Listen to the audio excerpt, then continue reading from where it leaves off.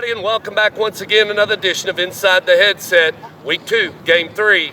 And I'm with the head coach of the Blackman Blaze. Coach, last Thursday night you played Brentwood, went over there, television game. How'd your kids handle it? Talk a little bit about that game. Thought we played just okay.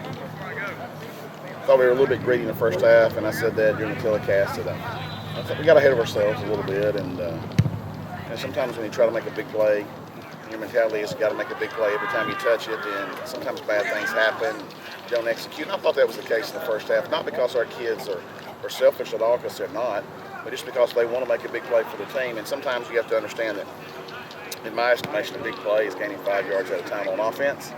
Just doing your job on defense, reading your keys, making a tackle for a 2-yard gain's okay sometimes. And I thought on both sides we got a little bit greedy, tried to do too much, and then obviously at halftime settled back down, settled into who we are and what we do, and we're able to execute much better in the second half and put the game away by the end of the third quarter. Recipe-wise, when those things happen, what do you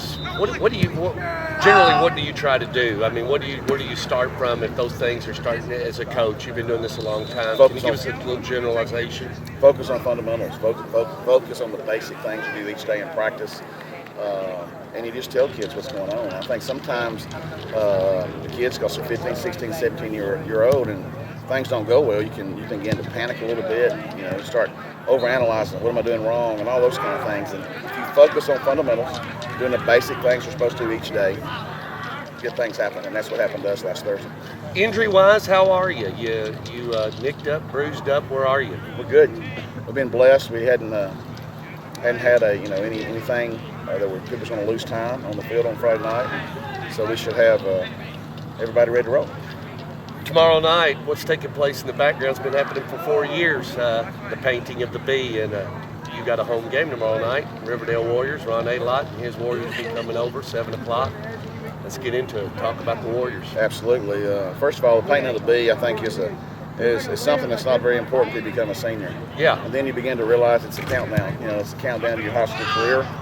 And when that happens, then all of a sudden it triggers something with the seniors going, this is the last year for me in high school football. And for most of them, it's the last year to ever play football ever for the rest of their lives, And so that means something. It means more as it goes along. This is our first home game. We only have 4 during the regular season. Hopefully we'll have more than that. 4 guaranteed home games. And so it'll mean a lot to those kids to paint that. They take a lot of pride in that big and what it stands for. Work for that 5th one and paint it 5 times, 6 times, just as many times. What's the maximum I can paint it? That's what I'm looking for. Exactly. That's my number. Exactly. And we play Riverdale, and our kids are hearing so much about how they're down and all these other things. And as I've told them, regardless of what everybody else says, we as a football team, as a staff, respect them very much. Ron Adelot does as good a job as any football coach in the state of Tennessee. His record tells you that. I've coached against him, more than a dozen times probably in our careers. And I've never seen a team that he coaches that's not prepared. So they'll be prepared. And they got a whole lot better from week 1 to week 2 because I went and saw them at Bradley. They have a chance offensively to score tons of points because Ron's going to make sure he gives them an opportunity to do so. He's that good. Their kids played hard for him, really hard for them in the second half last week against Bradley and competed to try to win and had a chance to win there at the end. So we'll expect their best effort. And our success is determined by a simple win. Everybody thinks and everybody says all these things about Oakland beating them this bad and this has happened and this has happened. Our kids understand our goal is to win by 1 point. If that's 21-20, if it's 50-49, whatever. Our goal is to win by 1 point, and it'll take our very best effort to do so. Our kids know that. Our kids respect them, and we are ready to go.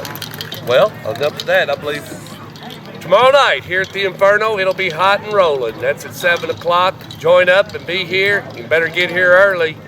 Be a good one.